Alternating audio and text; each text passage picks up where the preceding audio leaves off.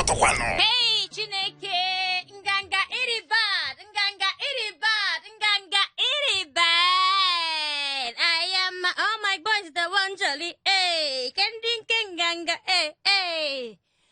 Oh my word, that's Nambianketa energy did too much again. Ego bikini we have wire, Nigeria, wire, my name Magono. And the Bani, how far you? Kevin in Nahia Laba. Inona Kehapoga hair, Ladipo. Inona cooling fan. Inoni Keja. Inono. Inona Kekena Pepe. Hey, chi. We are going to go. Chi. Inona Kehaporonkoso, Legadis Bains. Kenki no n'ime ya. Kenki nọ n'ime ya. Kenki nọ n'ime ya. Ebe ọbụla ị nọ, nke ọbụla ị nọ n'ime ya, enwere Legadis Bains, enwere keke na pepe, enwere Danfo, nwekwa Ferrari. Nwere nke ọbụla ị nọ n'ime ya, me nọ n'ahịa. Nke aka nji na-asị gị, wedo nsa ego bekee gị jeje mbe gị je anyị se gị je aba mbe gị je asị ezigbo nnọọ ezigbo bekee na Lagos. Ị na-ekwu ị na-asị get out of the road. Do you know who I am? Do you see me? Ịmakwa onye mgbu ịmaka m si ha na-abaso mba na-asị gị Naịjirịa nwayọ ị na-asị na-ekoro onwe gị okwe wọta abịago m ọzọ anọzi m n'oche eze m na-asị ndị be anyị kwenu asị m kwenu asị m biko kwezuenu n'oke olu ihe aha biko mana ọnọwụ naanị m na-adị abịa n'ihu omume anyị ọ wụ eziokwu na maka hapụ igbo omume ihe a n'ụkwụ tupu ndebe anyị asị yowazi anyị wiyo how far now ladies and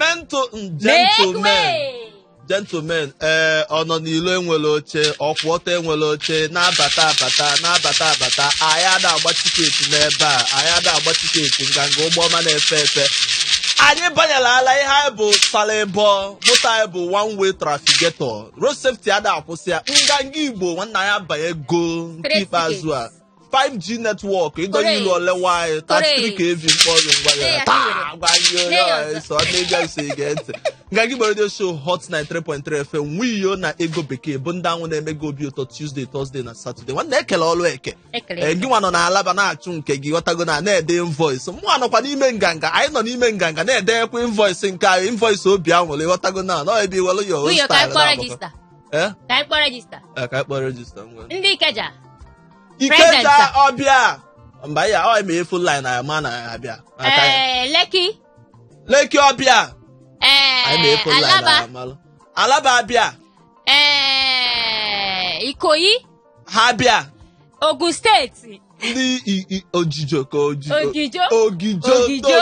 Ogun steeti ka ebe ọzọ mba erika biko ndị Niger onwe enyi gị nwoke nọ Niger steeti unu anọkwa ebe anwa enyi gị nwoke nọ Niger steeti enyi m nwoke that your boyfriend my love my sweetheart my bubba nna aka ka na anabata gị n'ime nganga sị ka ije ọsịsọ na ngwa emisigokwa m unu ihe emisikwara m gị na last Saturday you were just doing me yes, jiri picture mụnwa okay picture gị nwa ka o ji yes o nwere ka my system nọ na-eme ka onye nwa ji picture gị isi na so man iji picture me perform some scientific reaction ma ejem na ka ha na-akpọ ya Shilo yes ejem na Shilo mana lọtago m Shilo nke mụ na Chukwunna ịmara m bịa na-enyo because na ozugbo High Chief Okechukwu Muhammadu Buhari jere o mee travel mana ya akpụ excursion maka education summit ka o jee excursion ịma na ụmụ akwụkwọ na-eje excursion ebe High Chief bụzi nwata akwụkwọ na-ejezi education summit ozugbo nya nwa feni nke nwa feni achọba gị achọ mbịa na-echeki na plus na minus bubu na-adị aka nka onye ka m na-echeki na minus n'onwe ka gị na ya si mee jee the same location mgbe emechara dị minus ka ifekwa plus na times n'ime ya ka ịbịa wee kwuo eziokwu because n'obodo si wee dị now mmadụ surprise ma hush puppy tinyekwu afa ya na ndị omelụ transfer ọ bụ na hush puppy tinyekwu afa ole osisi ya afa Abakari na-enyere ya eye wee si ịghọtago na mmadụ surprise ma nnụ na ego bekee na-enyekwu ya eye wee si hush puppy amakọ m ebe ị nọ na mana nwoke na-eme transfer o ji transfer agwọ ya o ji transfer eme ọgọ biko ka anyị hush puppy nke anyị n'ihe ime ka ewe nwiyo how far ka o si eje n'ime ogbe nwanne ọ na-akpọtụ akpọtụ na-azụ azụ n'ebe niile ka anyị doo ego dị ilu ozugbo na South East maka South East bụ ebe ọ na-eme na n'Imo steeti ka anyị nụrụ nke na-ewute nke a jọrọ ntị njọ mana anyị ka na-eche anya ka anyị mara ihe ndị polisi ga-ekwu maka na ndị polisi si na ha ka na-eme investigeshon mana nke anụnwa jọgburu onwe ya ihe ji wee sị na ọ jọgburu onwe ya bụ na anyị nwetara akụkọ n'ụbọchị ụka gara aga 3 days ago ka 2 days ago ka ụbọchị ụka bụ 2 days ago ka a na-ekwu na no taa wụ Tuesday one day ago nwa m nwaanyị nwata nwaanyị one day ago ngwa ụmụ Igbo one day ago according to ego bekee one day ago ka anyị nweta mba gị nwa ọ nọwụ one day ago 93.3 more than just radio. There was a pandemic that led to a lockdown. Then came boredom and more boredom. Now, it's time for the August Beaten. Lagos, brace yourselves as Nevada Bridge TV presents Acapella, My Mic and I 4. The August Beaten. One man, one mic, one stage. A night of 100% humor. Venue, Eco Hotels and Suites. Time 7 p.m. Tickets, premium table of 6, 2 million naira. Gold table of 6, 1.5 million naira. Bronze table of 6, 500,000 naira. VIP single seats, 30,000 naira. For bookings, call 0806-701-0127. All COVID-19 protocols will be duly observed. This event is for 500 guests only. Acapella, My Mic and I 4. The August Beaten is supported by AfriPay. Media support, Hot FM. This is a Nevada Bridge TV production. I am Ngangi Radio Show Hot 93.3 FM. One afia ka ije oso jele chale mana ngwa gị agwa here steady. Na ọ bụ na ndị ede wetela ya afia dị onane ma na fuel ya akọ na jen. I'm telling you. Atago ọnwụkwa nke dị mma ngịwa na-eme asị nwa afọ Igbo ị na-atụnata ngwa afịa ị na-ele ị na-ekesa ekesa butie n'ebe anụnwa anyị na-elu ebe ọbụla ebe ọbụla ndị ọzọ na-anarakwa unu ohere unu ifugo na ndị Igbo anyị nọ ana-eweta advert oyibo n'ime nganga chekikwa ya ọkwa ka ọ dị ghọtago na ya gbaa mbọ onwe nke dị mma ị na-eme na Lagos wetara anyị ebe anyị etielu gị mkpọ ọ na-ele onwe ya ghọtago na mkpọ gị ngwa ka anyị donye ilu ozugbo dịka anyị na-ekwu n'ihe na-eme n'obodo kịta anụwa ka anyị na-anụ anyị ka na-ekwu na n'Imo steeti ka akụkọ na-akọ na ndị ọrụ nchekwa ma ndị uwe ojii ma DSS ma ndị ọrụ nchekwa dị iche iche ọkwụ na ịkọsi wee kọ maka ndị polisi si na ha nwa na-eme investigeshon ka ha mara ihe mee mana one ndị nọ nso mgbe ihe a mesi wee kọ ka isi ewetakwala anyị ya bụ ndị Igbo maka na ngwa gị na nganga ga na-ewetelu gị ihe mee n'ụlọ ma nke mee n'ezi wetelu gị ya nso ka ị nwee ike ịnụ ka o si wee kpọtụ ka ndị mmadụ si wee kọọ ya bụ akụkọ na-ekwu n'ụbọchị ụka na ndị ọrụ nchekwa dị iche iche police, army, civil defense ihe niile gbagbo dimdim bụ ụgbọala ru 15 that's 15 ma armored personnel carrier nke a na-akpọ APC nke eji eje ọgwụ na ha bụ ihe niile anụwa wee wuchie n'ogbe a na-akpọ Okporo na Obo community dị na Orlu local government area n'Imo steeti na ka ndị ọrụ nchekwa anụwa bịara ebe ahụ ka ha batara ozugbo wee mụnye họteelụ dị ebe ahụ ọkụ na onwere onye ha gwara eneti na onwere onye ọbụla ha gwara ihe ọbụla ha mụnye họteelụ ahụ ọkụ a na-ekwu ka ha mụnye họteelụ ọkụ ha gaa n'akụkụ ofe nke ọzọ cross Omen Road mụnyekwazi ebe the resident building nwoke nwe họteelụ ahụ a na-ekwu na nke a na-eme plaza nọkwa n'akụkụ ebe ndị mmadụ na-azụ afịa na okirikiri ahụ na-amụnyekwu plaza ahụ ọkụ ebe na-agwa anyị na plaza bụ ebe na-ele akpati ozu na igwe ozu akpati ozu na akpati ozu mụrụ ọkụ bụ expensive casket, luxury casket ụdị ndị a na air condition na fan na-adị n'ime ya wee na-eku onye nwụrụ anwụ wee sị ya na bana ndokwa na ụmụ expensive casket anụwa bụ ihe ndị uwe ojii na ndị ọrụ nchekwa amụnyere ọkụ na about 30 expensive casket ka amụnyere ọkụ mana ka ọ dị ugbu a chetakwa na ngwa agụ na amabelu ndị jere ije a mana ndị na-ebe ahụ kwu na ha fụ ndị uwe ojii fụ ndị DSS fụ ndị amị fụ ntanimo fụ gbogbotigbom mana ndị uwe ojii na-ekwu na ha ka na-eme investigeshon.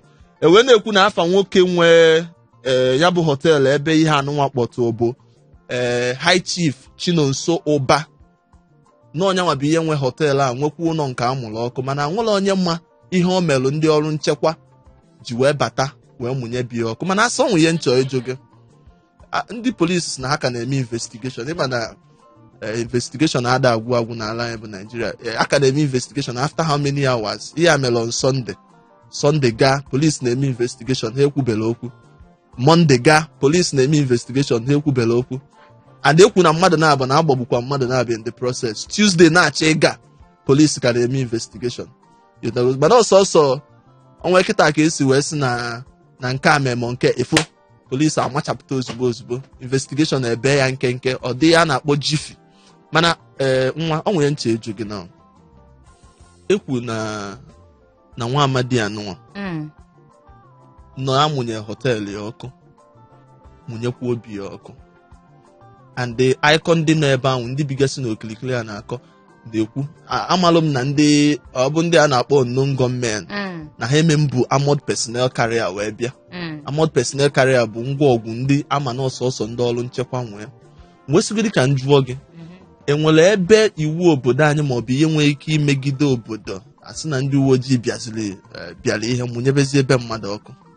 Ka isi wee fụ ụdị okwu a? Mba, ị na-ajụ m nke iwu mmankwụ maka nke iwu maka awụ m onye ọkaiwu. Mana mmekwu nke m ji wee wụrụ mmadụ nke mma mmekwu n'ime ya wụ na ihe mma onwere ihe ọ ga-awụ ga-eme kwesị ka a baa n'ebe onye anwa bi ma ọ na ebe ọ na-alụ ọrụ nwunye ebe ahụ ọkụ. Ihe kwesị ewe ime nchọpụta emechee nchọpụta ọwụ na ha ga-ebupụ ụlọ ikpe ebupụ ya ebe ahụ. Ọwụ na ha ga-akpọchi ebe obi makwa na ebe ọ na-alụ ọrụ ihe ọbụla ọ bụ usoro aka mma eji eme ihe. Mana nke ịpụta yikwara akwa ndị uwe ojii ma ndị nchekwa ma nke ọwụ na ọwụ jee n'ebe onye anwa bi makwanụ n'ebe ọ na-alụ ọrụ nwunye ebe ahụ ọkụ sikwa n'ebe ahụ bakwa n'ebe ndị ọzọ shọpụ ndị ọzọ mba nke ahụ adịghị mma. Ọwụ ka esi eme ihe n'uche nke m ọwụ na m kwuru nke ọjọọ mana ọ ka m si wee ghọta ya. Daalụ nne.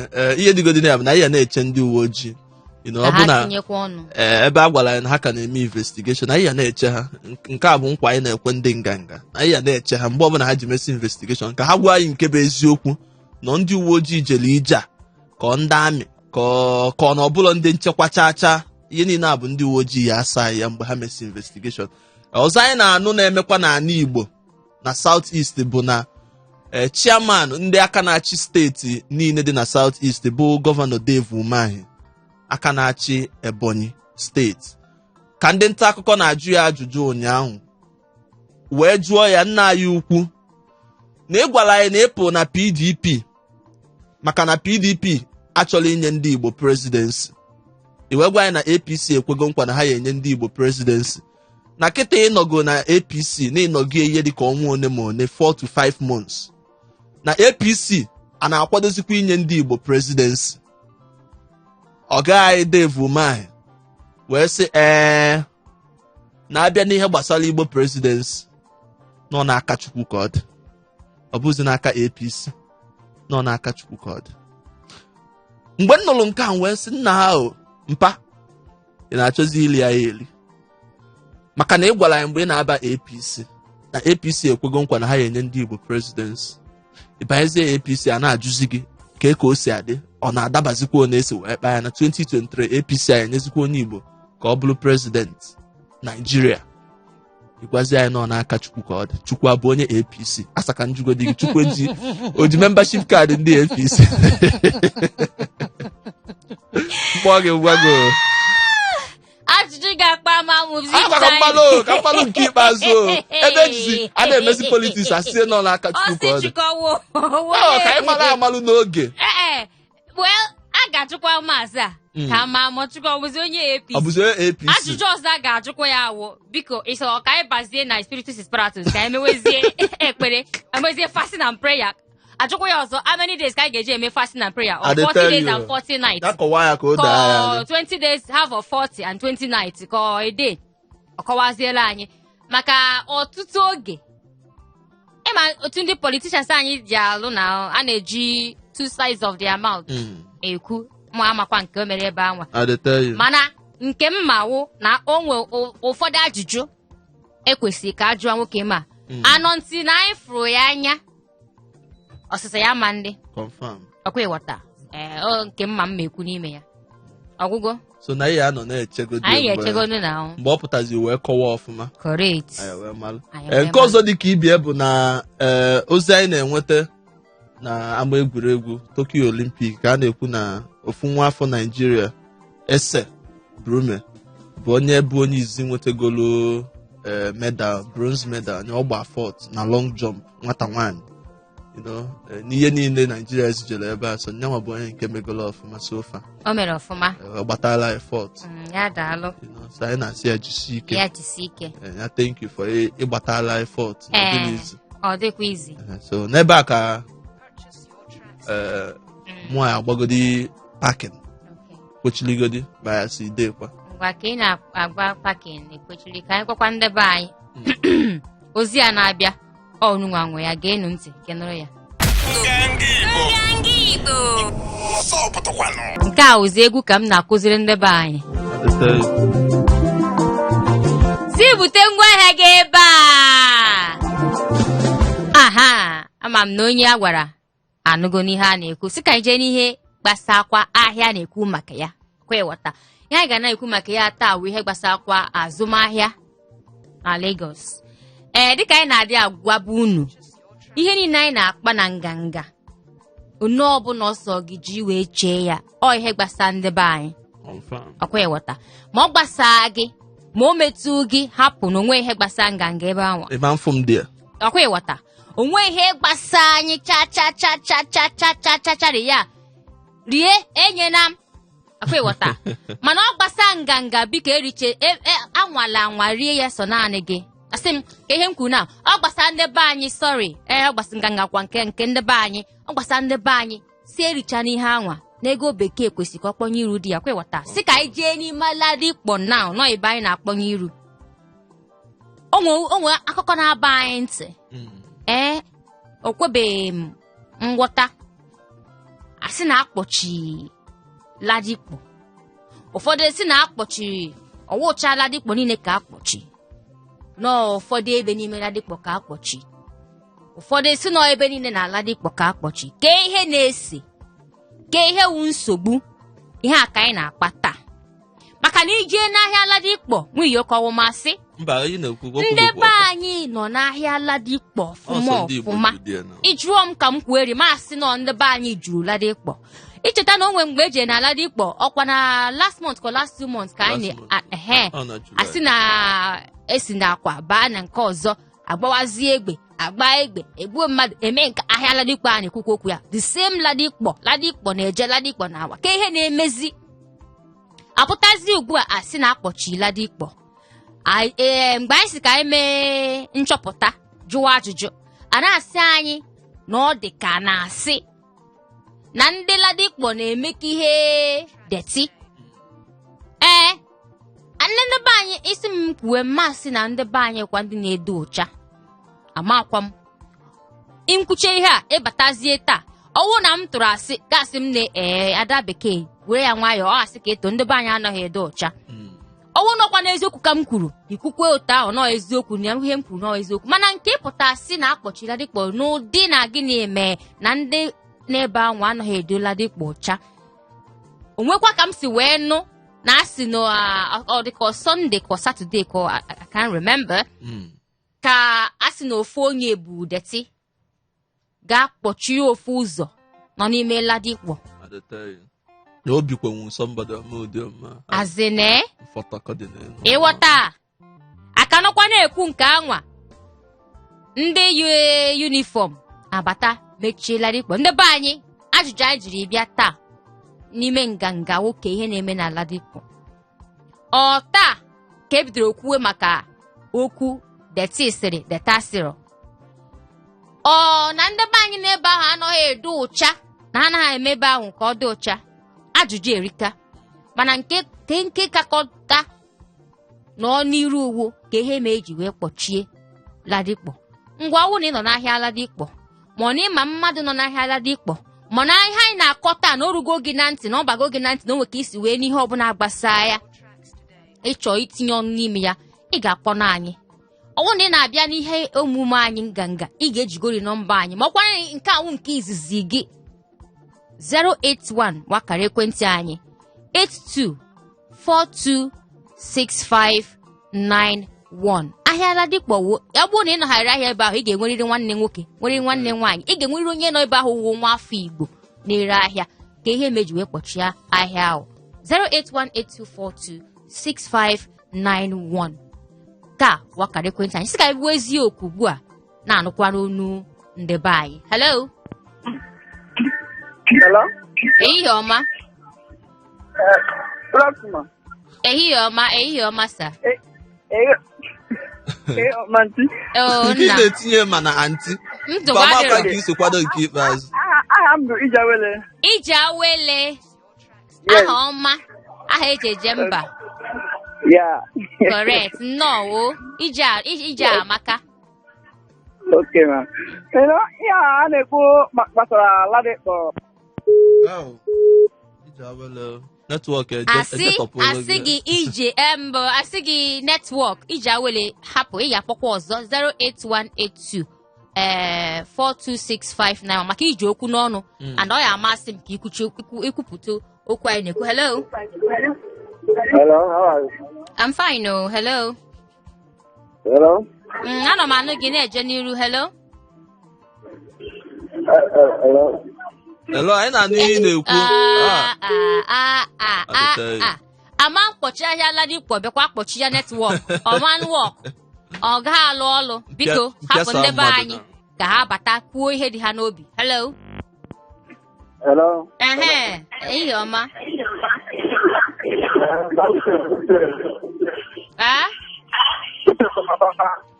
Bute Uche si apapa na-abata. Nnọọ Uche. Gbatuo igwe okwu gị onye mpa. Aga m Ladikpo ya. Yesterday pụta. Ndị ka ji blọk gaa road ebe intrance ala anyị mabitere la ga dị ebe ji m upload. No way to cross. Ma apịa nwe ka anyị si azụ ebe dị. Ndị ka ji blọk ebe niile. Biko ime onye ji dosbin a wee blọk ebe niile. I nwee idea? Ihe ọ bụla those lawman something lawman na wey dey use to that pack the bin wey dey like cheaper pocket. And I so they use block the load. Okay. Ka the situation on ground right now ka ihe na-eme ugbu a onwe ka esi na-akwado iji wee mepee ahịa anwa ka onwe. Do you have an idea what's happening? Ihe mebi na that is after motor no way to pass. Na one lane, no one just one lane. I had the just. Okay. One lane. All the man. One lane. It's okay. Daalụ so. Okay, thank you. All right. Nadoma. Mgbe anyị ka na-ekwu maka ahịa Ladikpo ka esi wee kpọchie Ladikpo, ị nọ n'ahịa Ladikpo enwe mmadụ na Ladikpo ihe ịma na-eme n'ime Ladikpo ka anyị na-ekwu maka ya 08182426591. Hello. Hello. Hi, ehihie ọma. Ego bekee Pounds and dollars ehihie ọma. N'ihe obodo. Ezigbo onye papa. Ka ewe na. Ọkwa anyị nọ n'elu ụwa na-eche ndị Ladikpo. Chukwuauzi onye APC. Nna mụ aghọtazikwa Dave Umahi nke ikpeazụ a. Lamba ọ na-apịazikwa na ego bekee nwanne ya jụọ ya. Okay. Mgbe ọ na-ege ntị na-enyere aka jụọ ya. Onye APC. Ka mara anụ. Umai biko ka ebi nọ bịa ka ịsata ọnụ gị. Umai bịa na gị nwa ajụjụ a biko. Ọwa ashọ nwanne gị ga-achata ya. Mma ọnwụkwa mgbe nso si na ọwụ nwanne m mana ọwụ nwanne m ogbuo mmadụ mmasịkwa nna ọmụ a nwere gburu mmadụ na ọ ya bịa ka ọ sata n'ọnụ ya ahịa na. Eji Lagos. Waba ka ihe ma maka ihe na-eme n'ime Ladikpo. Nna atọ ndị lọmanụ ọha jideta nwụchi ụzọ na. Ndị lọma kwụsị na-ekpopụ dọtị ekpopụ. Na-ekpochizi ekpochi. Ndị Ladikpo ekpopụghị anazụ ime ahịa ha. Bọtụ ihe mụ ha ghọtara aja ndị Igbo ya na-eme n'ude tọọ ndị ofe mmanụ na-eme deti na. aha so ọwụ ndị Igbo ga-eme ya ọ ga ịma ọ maka ndị Igbo na ọ dịghị ya ma ejiburu ahịhịa ahụ bịa wụsị dị a ka ha burula ahịhịa nga na my 12 wụsị ị gatụla my 12 bifo ọhụ otu ime ahịa ahụ dị so ọ bụrụzikwala dị kpọọ ma ndị Igbo yiri nne dị abịa were ahịhịa wuchere ha ụzọ ịhụ ihe na-egbu ha nna nsogbu adịghị na ahịa Chukwu weze a ga-azụ ahịa azụ ọ nweghị otu eme ụmụ Igbo ereghị ahịa dị nwunye obodo ezigbo ịgba na dị mma ịgba onye nna daalụ nwanne ọkwa eziokwu ije n'ahịa my 12 nna anyị mana ọ dịka 2 years 3 years ago abịakwa bịa fichekwa my 12 fichekwa ya kpopụchasịa mana ijekwa lọma a na-ekwu ọkwa nke mma anya ya Lagos State Waste Management ya ka m na-ekwukwa ihe a lọma na-ekpopụzie bịaziri ekpochi biko ọ na-aghọtazi duty is it confusion of duty ka ihe na-eme unu ekom n'obodo ahụ. Hello ehihie ọma ehihie ọma sa ehihie ọma maazị nwunye ezigbo mmadụ daalụ nwanne ego bekee saa ehihie ọma sa adị mma sa ihe hapụziri anyị on Satọde ejebe ego ọrụ ezinụlọ ọsọ niile a m na-agba maazị pụtakwa tupu m n'iro ihe ọpụnye nwunye nwunye gara ọrụ ezinụlọ ọ ga-ọlụ ezinụlọ nwunye ọkwa na ọlụ ezinụlọ sheli mama ka a tinye ọrụ n'ihe a na-ekwu bikọs na ebe ihe na-ewutekarị nkịta bụ nke asị ndị uwe ojii asị ndị ugonu na-eme amaghị ya na-akpọ akpọ eji ebe họteelụ ọkụ oge m nụrụ ihe a ijiri oyi gbara m bikọs mmadụ ya atagide asụrụ taa Naijiria dị na chacha akwụkwọ nwesị ọ ga-eji wee na-azụ ụmụaka maọbụ na-azụ ntụtụ were ndị amaghị ama ejetinye isi gbata isi n'ọkụ ọdụ ọkwa mma n'obodo anyị nọchịta onye ọbụla na-azụ ozie ihe ọbụla esiri ike isi ike jiri ebe ọbụla iti na-adịcha ọkwa mma atọ adị azụgoro ka ejere ka kọwa polis ndị ọ na-ebu ndị gara mmehie ndị ọ na-ebu ndị polis bikọs ihe m pụrụ chịta pụtara na ndị ọba a na-akpọ ndị ọkaikpe bụ ndị ọ dịka indomi ka spageti ka a na-eyizi n'isi kama a ga-eyi ebido ihe eji esi ike n'ụlọ ikpe ọ dịka spageti ka a na-eyizi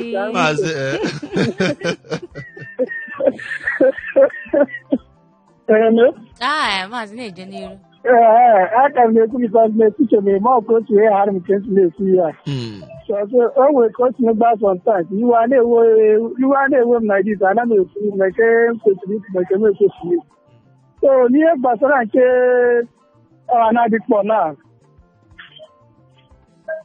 so dimensions dị n'ime ebu na-enwe ike isi na ọ bụ bikọs na ndị Igbo na ebe a ga-ejide kpọchie mana sometimes ọ bụrụ na ị chọrọ ịtara ihe a na-ekwu mmiri bịa na nnukwu mmiri bịa banye n'ime ebe a ebe ahụ adọrọ m isi okwu ama nnọọ ndị Igbo eziokwu ndị obodo ọzọ nọkwa ebe ahụ mana ndị Igbo ka nọrọ ebe ahụ mana mmiri bịa ịbanye ebe ahụ adịrọ mma ebe a na-etinye okwu n'ime afọ ebe a ga adịrọ mma so sometimes o nwere ihe anyị kwesịrị ime at least ada ama o nwere ihe kwesịrị ime n'ihe arịa anyị kwesịrị ime n'ihe arịa anyị ekwesịrị ime ebe a o nwere sometimes ekwesịrị kacha mana kwesịrị ejeje enyeghị onye fis jeje blọk nke na-ewutekarị m bikọs na ka esi blọk ebe a ụmụ Igbo onye ọmepụtara na-eche anya kọntaktị a na-achọgharị mmadụ ọfanda onye ụmụaka ọ banye ebe a ka ọma mụ nwere ofu ihe maọbụ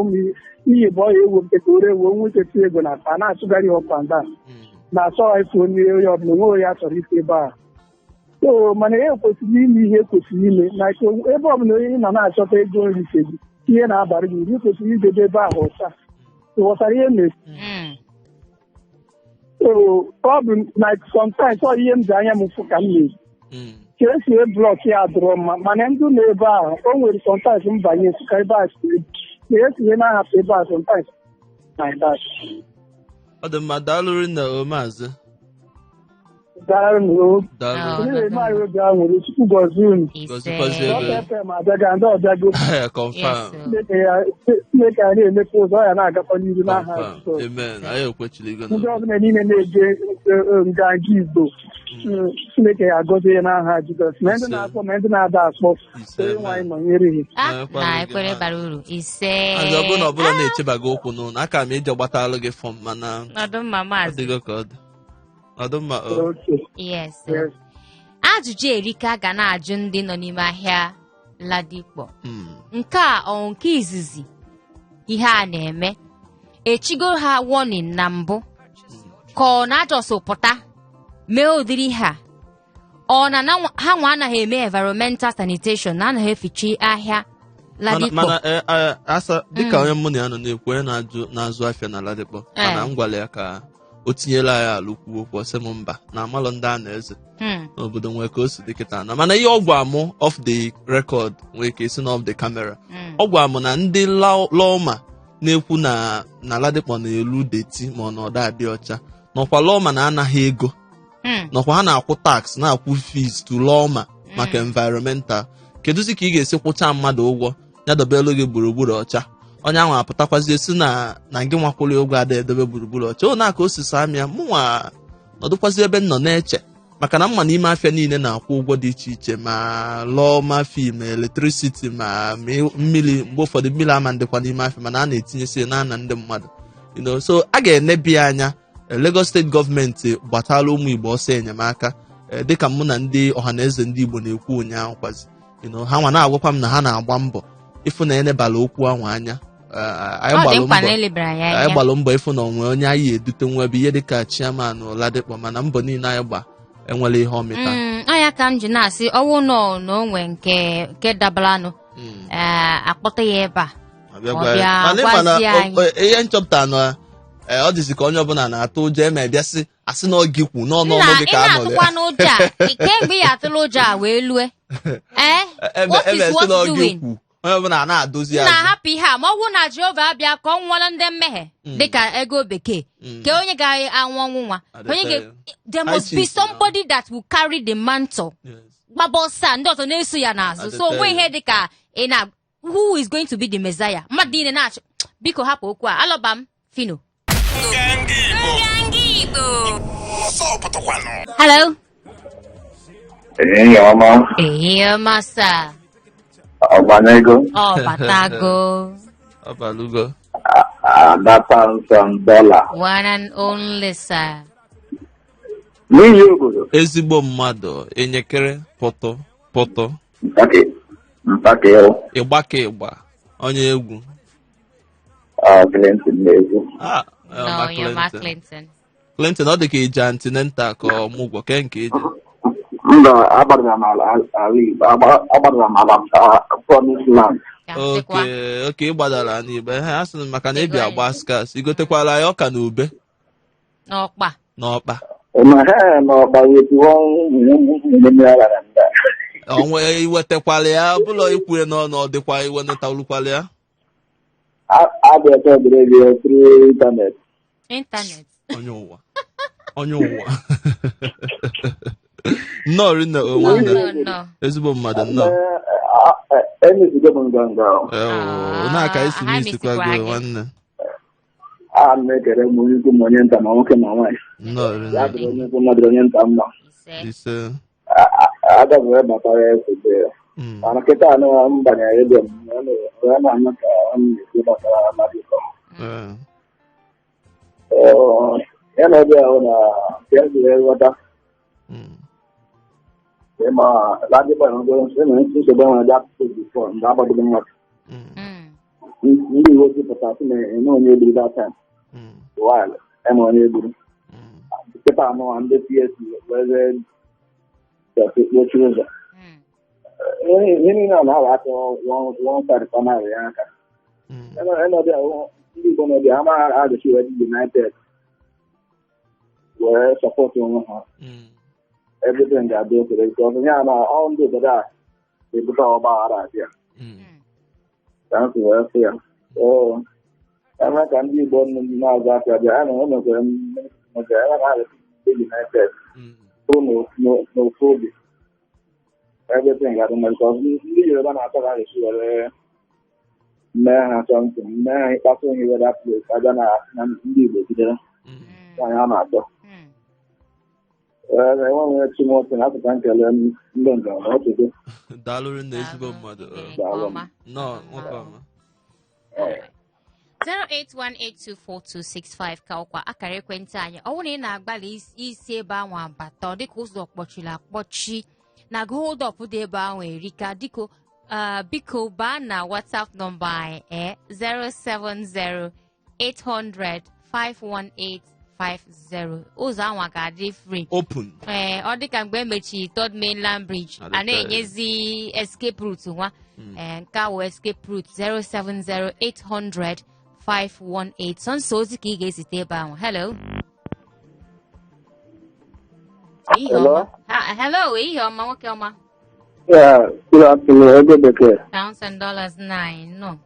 Nwunye ọ n'obodo. Kpotomkpo gbamgbam. Elo ka na-ekwu. Elo ka ọ tekwana. Ndị aka ochie. ochie. Akwa ya ba ka ị nọ. Elo ka nọ. Ba, Lekki. Yes, it's true. No. Ejikwazi m ohere a na-ekene ndị be anyị ma ndị nọ Lagos ma ndị nọ Ogun steeti ma onye na-eme biznes ma onye nke na-alụ ọrụ onye na-eme ya jisi ike gbasa Chineke obi so ya gara agasịla anyị niile dịka anyị kpọkọnatala ọnụ na-eme ka nwanne n'ime nganga yo ezigbo nwanne sogharịla nwanne ya ọnwa dakwasakwa amụ ha na-amụ ụlọ ewo ọ dịkwa na mma na nnukwu blọda nwanne mma m nwụrụ anwụ sorry agbalụ m ụlọ anọgọ m ngwa nagide nwanne dibe ndidi ka eji wee na-eso gwanụ kelere m ụmụnne niile niile nka ọ na ala Igbo ka isi akpa anyị kịta ọ na South East ka ị nọ n'ala Igbo ka m nọ ebe a nnọọ rinne daalụ ịnwakwala ọfụma nganga dị gị n'obi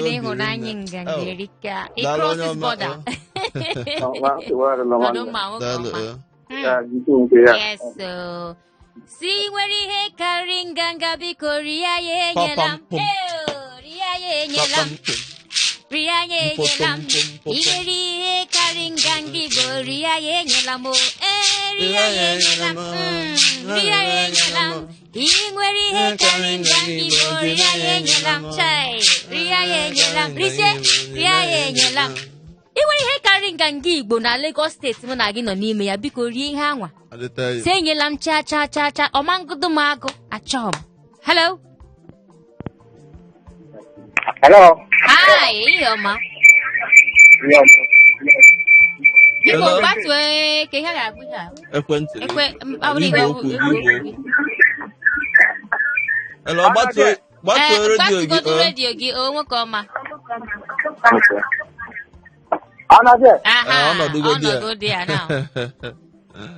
Nwunye n'obodo ezigbo ịgbam na-asụ anụ mechaka na-agụ m onye okenye na ịsụọlụ gị nịka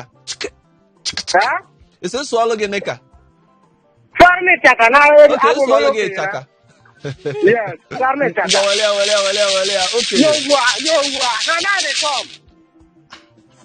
nwunye n'obodo ezigbo mmadụ onye ọma mpa ka o si adị na udo gaa n'ihu onye ka anyị kene Ada Mama one of Nigeria Ada Mama one of Africa ọ bụzi so Nigeria okay Nigeria okay Ada Mama ka ya ka isi akpọ anyị Leke ị na-echezi ebe isi akpọ nnọọ ọ bụrụ Leki bụrụ akụkụ Leki nnọọ ọkwa na ya anyị na-akpa maka ya taata ihe na-eme n'ala dịkpọ na ada ala dịkpọ ya ebe a dị very dirty well na tam ndị uwe ojii abịara ebe a ka bụ ndị uwe ojii emere very mistake well ka ihe ha kara ime ndị anyị nọ n'ime apịa aka dị pịacha ihe ka na ha aka Hey, nwanne ịbụkwa ezigbote onye obi lewa. Ịbụ ezigbote onye obi lewa. Ya ndị uwe ojii kwesịrị ịkpọpụta onye ọbụla, nyegodo onye ọbụla, nyebe onye ọbụla ike onye based on 12 n'ike. Yes, akarị nọkwa ebe a onye akpọpụta apịa ya ụta na ọna. Nyebe onye ọbụla ike onye 12 godi. Yes. Ebe na-achọta nri ga-eri, ị na-eme deti. Adam Ama, one of Nigeria. Na my name be that. Confirm. So, every mother na-arụ ọrụ. Ịbata, emecha clean up everywhere. Before you make a shop. But don't get yourself, I just, nwe ebe a na-azacha atọ. In fact, ebe a do very dirty well. Yeah, Adam Ama, ị na-akwado mmechi ahụ emechi Ladipo maka na deti ha na-elu deti. Deti ha na-eme ebe a sef, I'm very happy. Deti ha na-eme na ịdị very happy. I'm very happy ka eji mechie ebe a. Okay, ka eji wee mejie. Okay. Gwa daalụ nne uche onye adị ọjọọ. Daalụ maka ntụnye nke ezigbo mmadụ. Ezigbo ọma ịgbam mịụ wale ya eso. Nọdụ mma Nọdụ mma.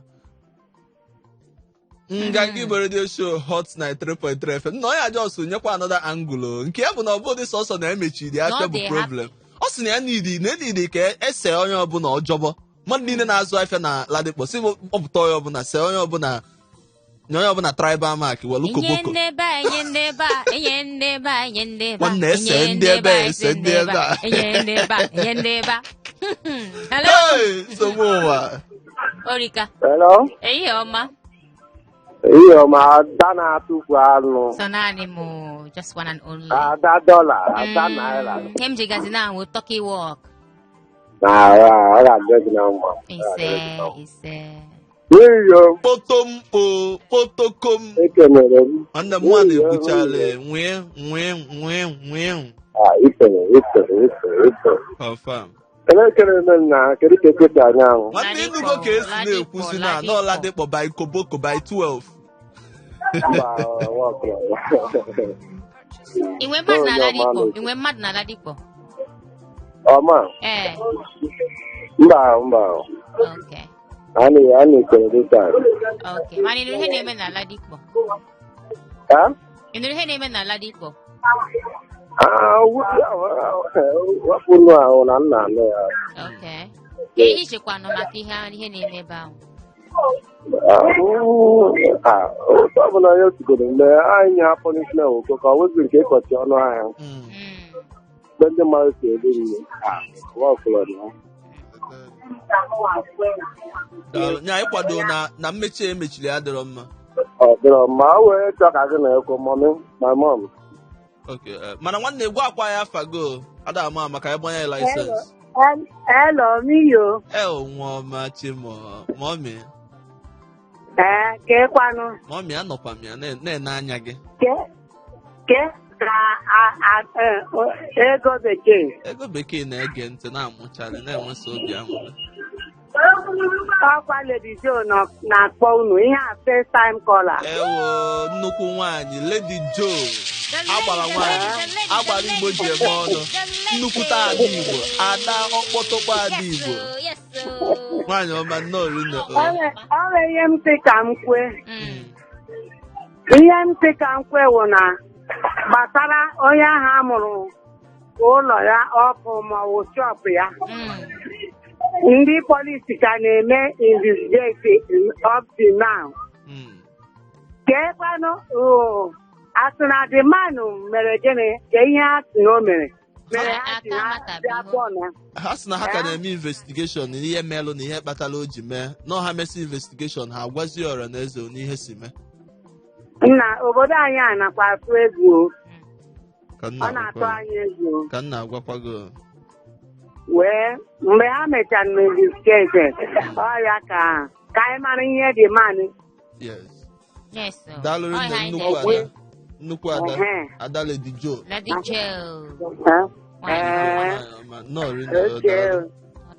Ngwanụ. Bye. Yes, ọwụ naanị nwoke ọwụ naanị nwaanyị si wụrụ onye Igbo iwụrụ nwafọ Igbo bata n'ihe anyị na-eme maka ọ gbasara gị maka ihe niile anyị ji na-abata na nganga wu nke gbasara ndị be anyị. Hello. Okay, 08182426591. Ọ dị ka mkpọ ya ọsịsọ mewere nwayọọ kpọọ ya 08182426591. Tiketi a ka ị ya eji. Ya ejide tiketi a mkpọ now. Ị nọ n'iru oche. Hello. Ọ bụkwa ilu oche bịa. Hello, Iyoma. Agakwa m. Anyị dị mma. Anyị nọ mma sa. Na m ekelekwa ebe bụ obi dị anyị. Anyị kelekwa gị nna anyị. So, enyi nwoke ịma ịgwazi m ihe emezi last time na. Ke last time nke onye ọma. Ejike from Idumota na. Onye ọma Ejike. Gbatụgodo igwe okwu gị na anyị na-anụ ihe anyị na-ekwu ọ da-adabacha. Okay. Enumagbe na. Ya Maka mmagbu. Ịma na Uche na-abịa abịa malọnụ m last time nke ọ ka anyị nwere ike iche. Ịgwa ihe ịgbalị nụ na naanị elekọdụ nụ na. So, ansa ịgbalị m nzachazi ansa mechezi ka akpọlikwere nụ. Ụbọchị Satọde.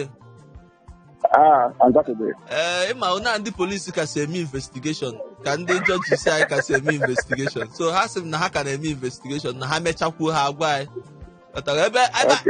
Ebe Naijiria na-enweru polisi ndidi ha na-eme investigeshon, unu enwekwu nganga jọjis ndidi ka ha mere investigeshon na-aga. Mgbe anụrụ maka nke ya ladịkwa. Ịma ịwọchị obodo anyị nọkịta na anyị nọrọ mbeyi na-awọchịkwa na-enekwa anya. So onye Igbo ọbụla kwesịrị ịmara ihe iwu ọ na-edobere. Mmadụ pụtakwa na odobe ebe ọ na-azụ ahịa ọcha nkwanụ mma sọntaanyị. So ọgọdọ na ọmụgodo ihe fụrụ were ogodo anyị ga-akpa anyị kpamkpam because edobe na aladịkpa know that half of them don't have goods.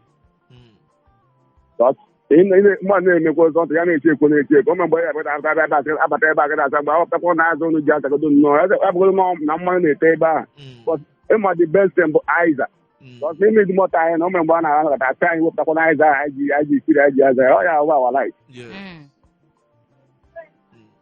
ya tago ya na ọ ga-eji ike nkọwa gị na-abụ na onye si wee mechie afịa ahụ dịkwanụ mma ka ọ nwee ike itinye na mmụọ ndị na-azụ afịa ebe ahụ ịdị ọcha.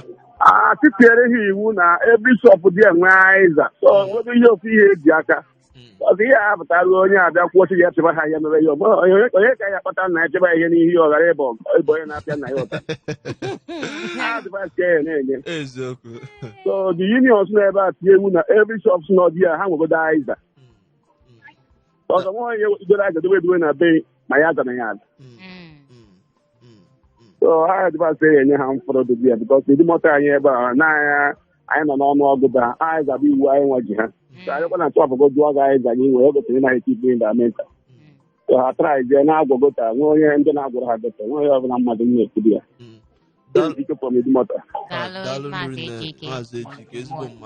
ọkwa ifugo ihe m ji na-ekwu nweyo na ọ karị dị mma ọwụ na anyị nweta ọwụ ndị union ha ha bịa kwuchitere anyị ọnụ ọkwuchitere ha ọnụ rada nwee ike na-ekwu ka a na-ekwu maka ndị na-enwe azịza ma ndị ya ga-apịa ụtalị ma ndị ihe ndị ọzọ kwa ha pụtasị okenyekwa ka o si wee dị na ọwụkwa otu anyị ya nọ ebe a were ohere nọdụ n'ikuku yọọ ndị isi ladịkpọ maka na mgbe ndị amebialụ n'afịa ladịkpọ enwe ọgbaghara ndị nwe ọnụ nwụọ ndị merụrụ alụ merụ anyị nwalụ na anyị ka anyị dute ha ebe a ha mịa na-ekwu ya n'ikuku nke bụ eziokwu ka m na-ekwu ha niile mee onye gwara ya weta aka ka kwesịrị ka ọ dị otu ahụ ihe gbasara ndị be anyị onye ọbụla chọrọ ige ntị kịta nụ emechigokwa afịa na-enyekwa unu ohere onwere onye anyị na-asị nye anyị ego na anyị na-asị bata n'ime nganga ka ụwa na-ege ntị mara ihe melụnụ ka o si wee mee ị na-agwa ha weta aka bịa kwuo onye ọbụla na-adụ azụ amara m na onye che na enwere ike ịbịa na nganga kwuchie na-apụ ilo aka na-aba awa oge ofu aka mba na ọdịlo na nwa freedom of speech maka na ọ gbasara ndị be anyị maka na ọ gbasara ndị be anyị ọ bụ na aka na-abụ na awa ofu aka nwunye ya ekwesịghị ijebe sinsi na ka anyị banye na text message chere ka anyị bụrụ ofu okwu a hello ezigbo mmadụ ịgba mgba ada nwa nwoke dị mma Eko seje. Udo na-achị. Nye nweta onwe gị. Ihe onye mfọtọ. Ee, mfọtọkọ ntinye alụ na Ladikpo mfọtọkọ mmadụ na adịkwanụ m mma n'elu adịla m mma na. Na ahụ nke mere Imo steeti, that's na adịrọ mma. Mana ngwa onye godo anyị afa like this, ọkwa ịma na nothing do you. Ọ nọ skin na. Ay, man of skin. Ngwa na-aga n'ilu mpa. Iman. Nke agbaziri ụlọ gbapụ hotel ya ọ bụ nke gbaziri ka dị mana sụkụ mgbe. I tell you. Ọ bụ ihe na-ekuzi mgbe. Nah, the thing with them more. Business my father matter. The thing with them more. Mana ndị ọsọ pipe go dị low ka ndị uwe ojii mesie mata ha. Nah, it's not that mma. Ọ bụ na dị mata edola ya anya ọfụma nwanne ya fọtọkọ mmadụ. Apa dị ma, dị ma, amaka m weda man o. Ọ sị na ọ na-aka Chukwu ka mata ndị APC dịzi nke ikpeazụ nọ na tebụl Chukwu.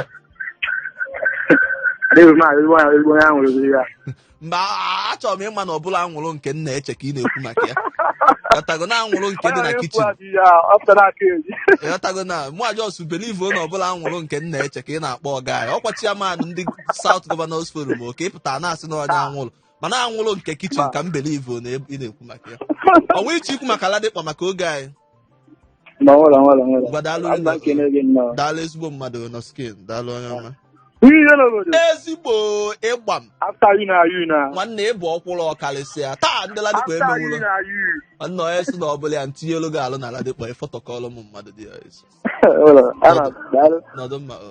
Nga gị bụ radio show Hot 93.3 FM ka anyị gbapụ ọsọ maka oge anyị donye ilu na text message na WhatsApp. Onye isi sitela anyị ozi bụ Ikechukwu God's Power Fidelis. Ikechukwu God's Power si Alaba International wee zute ozi. Wee si good afternoon great ambassador Nwiyo nakwazi ego bekee. Daalụ nne onye ọma the only man member ambassador of Nigeria to United Nigeria.